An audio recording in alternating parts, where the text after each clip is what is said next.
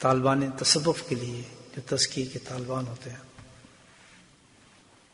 جو کسی شیخ سے تربیت حاصل کرنے کے لیے جاتے ہیں،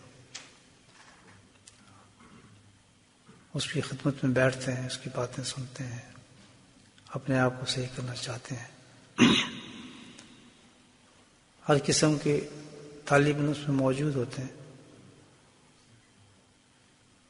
ایک شیخ کی مجلس میں مفتیان بھی ہوتے ہیں، علماء کرام بھی ہوتے ہیں، بے علم بھی ہوتے ہیں، میدان بھی ہوتے ہیں۔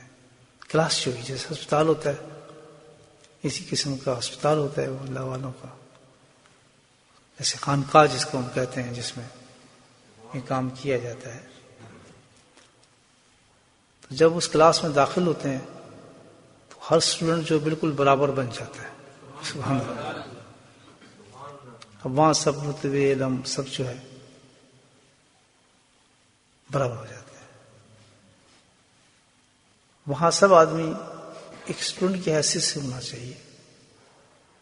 یہ بڑا پیارا نقطہ بیان کیا بکر دین نے کہ وہاں یہ سوچے آدمی کہ میں ایک طالب علم بن کے آیا ہوں، اپنا علم جھاڑنے نہیں آیا یا کوئی بحث کرنے نہیں آیا، بلکہ میں تو ایک عام انسان کی طرح ہوں، اور نہ وہ تشخیص کرے کہ یہ مجھ سے افضل ہے یا میں اس سے افضل ہوں، نہ پیسے والا غریب سے افضل سمجھے، نہ غریب والا پیسے سے افضل سمجھے۔ یعنی وہ ایک ایسی کلاس ہوتی ہے کہ ہر آدمی ایک محتاج آخرت بن کر آتا ہے۔ تو پھر اس حدیث سے نقطہ ملتا ہے بڑا زبردست، یہی جو میں آپ کے سامنے پیش کر رہا ہوں۔ نبی کریم صلی اللہ علیہ وسلم نے سے پوچھا کہ بھئی آپ کو علم ہے؟ تو اس میں بڑے بڑے صحابی تھے، لیکن صاحب علم یا آپ سے اس میں بڑا تو علم کسی کے پاس نہیں تھا۔ تو یہ سوچ کے بیٹھنا پڑے گا کہ بھئی اس وقت جو کچھ بھی ہوگا میرے شیخ کے پاس جو بتائے گا اس کا علم افضل ہوگا مجھ سے جو بتائے گا، تنقید نہیں کرے گا، دل میں شبہ پیدا نہیں کرے گا۔ عجیب لائن ہے، سمجھ رہے ہیں میری بات؟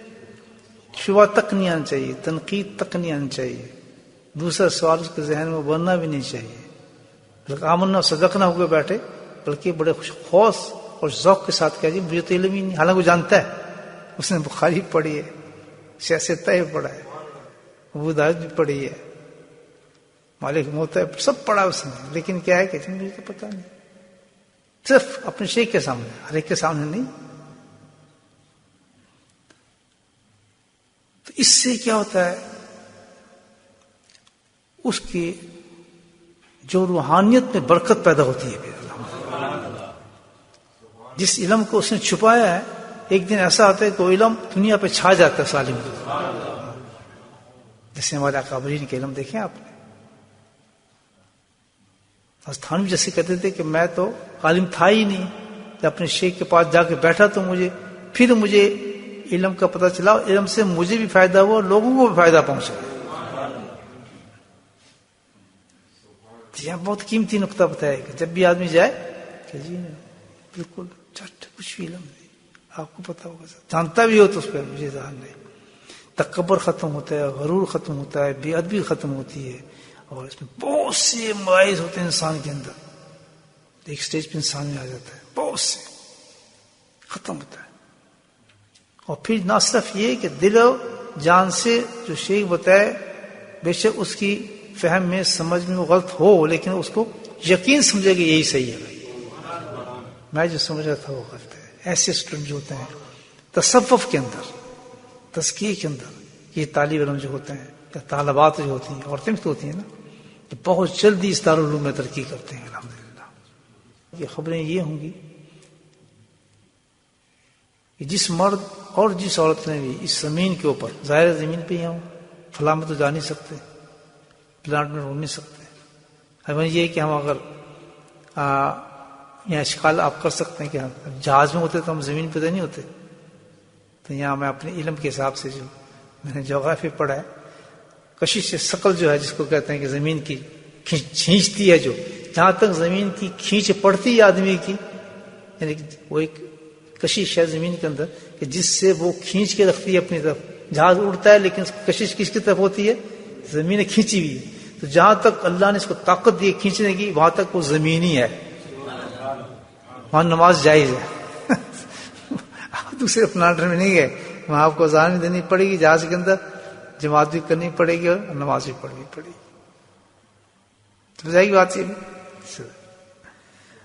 تو اس لیے جہاں بھی زمین ہے انسان، اللہ کے نبی فرمانے ہیں، اس کا مطلب کیا ہے؟ زمین جو ہے، جس مرد عورت اس زمین کے اوپر کوئی برا عمل کیا ہوگا یا کوئی اچھا عمل کیا ہوگا، وہ سارے کے سارے پیش کر دیں گے اللہ کے سامنے. اللہ، یہ ہے میرے اور آپ کی زندگی دوستو. روز قیامت میں اللہ کے سامنے گواہ پیش ہو جائیں گے انسانوں کے. یہ گواہ بنیں گے. کہاں جا رہے ہیں؟ میں جی دکان پہ جا رہا ہوں. سارے گواہ بنتے جا رہے ہیں آپ کے. آپ گاڑی میں بیٹھ کے آپ کسی کو گالی نکال رہے ہیں، بات کر رہے ہیں، لڑکی کو دیکھ رہے ہیں، ادھر جا رہے ہیں، فلاں کر رہے ہیں، کوئی غیر شرعی حرکتیں کر رہے ہیں، گانے بجانے سن رہے ہیں، ہزاروں قسم تماشے ہوتے ہیں. یہ سب کیا بنتے جا رہے ہیں؟ برائی پہ بھی بنتے جاتے ہیں گواہ، اور اچھائی پہ بھی انسان کی گواہ. تو جس وقت وہ پیش کرے گی اس وقت کہ اس آدمی کی یہ سوچتی، رشتے پر لیٹا تو یہ سوچتی، دکان پہ جا رہا تھا تو یہ سوچتی، فلاں مکان میں تھا تو یہ سوچتی، فلاں ملک میں تو یہ سوچتی. یعنی اب آپ بیٹھے اس زمین بیٹھے، ہر وقت کہیں کہیں ہوتا ہے آدمی. تو پھر جس قدر جتنے زیادہ گواہ ہوں گے اس کے، اسی قدر اس کی گواہی کو قبول کر کے اس کا حشر ویسے کر دیا جائے گا. اللہ، آج کل جس طرح اسلام کے اندر یہ حالات ہو گئے ہیں اتنے برے کہ بے انتہا کہا جاتا ہے بڑا گندا مذہب ہے، تو یہ گندے لوگ پیدا کرتا ہے، ظلم کرتا ہے. الحمدللہ تو آج ساری دنیا ہم پیغام دے رہے ہیں کہ اسلام تو ایک بہترین مذہب ہے. اسلام اس کا مطلب یہ پیس اور امن ہے جو دنیا میں امن پھیلاتا ہے. غلط کانسیپٹ پھیلا ہے. تو اتنی بہترین چیز ہے کہ کسی مولانا کو جانے کی ضرورت نہیں ہے، یہاں بیٹھ کے ہم پیغام دیتے ہیں. لیکن پھر اندر ہمارے جو لوگ، چند لوگ جو یہ کام کرتے ہیں، یہ تو گندے لوگ ہیں، ان کا اسلام سے کوئی تعلق نہیں ہے. آپ ان مومنین کو دیکھیے، ہمارے صحابہ کرام کی زندگی کو دیکھیے، اکابرین کو دیکھیے، ہمارے صوفیہ کو دیکھیے، ہمارے اللہ والوں کو دیکھیے. ان کی زندگی میں کیسی چیزیں ملتی ہیں کہ لوگوں کو جا کے مسجدوں کو ختم کریں، بم چھوڑیں اور تباہی کریں. یہ کون کرتا ہے؟ جس مذہب کے اندر تصور یہ ہو کہ ایک آدمی کا قتل جو ہے پوری دنیا کو قتل کر دیا اس نے، جس مذہب کا تصور یہ ہو کہ وہ جا کے دہشت گردی کرے گا، نہیں. یقیناً یہ کوئی فتنہ پرست لوگ ہیں جو یہ کام کرتے ہیں. تو ہر معاشرے میں اسلام کو ایسے بدنام نہیں کرنا چاہیے. ایک پیسفل مذہب ہے. اور الحمدللہ جو تزکیہ جو ہم کرتے ہیں، جو ہماری مجالس لگتی ہیں، خاص طور پہ صوفیہ کرام جو کام کرتے ہیں، وہ تو اسی چیز کا کام کرتے ہیں کہ اس کو اور پرفارم کرتے ہیں، لوگوں کو صاف اور شفاف کرتے ہیں. ایک اتنی بڑی حدیث ہے کہ سب سے بہترین انسان وہ ہے، یہ اسلام بتا رہے ہیں آپ. اسلام کہتا ہے اسلام میں سب سے بہترین وہ انسان ہے، سب سے بہترین وہ انسان ہے کہ جس کی وجہ سے دوسرے انسان کو فائدہ پہنچے. اللہ، دوسرے کو روٹی ملے، دوسرے کو شیلٹر ملے، دوسرے کو پیسے ملے. یہاں یہ تشخیص نہیں ہے کہ یہ کون سے مذہب کا تعلق رکھنے والا آدمی کس مذہب سے تعلق رکھتا ہے. بالکل نہیں تشخیص، نہ حالات ہے. بلکہ یہ ہے ایک مومن کا کام یہ کہ اللہ کی مخلوق ہے، اللہ کا انسان ہے، میں اس سے فائدہ دوں. دینی طور پر بھی، اسلامی طور پر بھی، مذہبی طور پر بھی، معاشی طور پر بھی. کسی کو مذہب کا مجھے کوئی بات نہیں.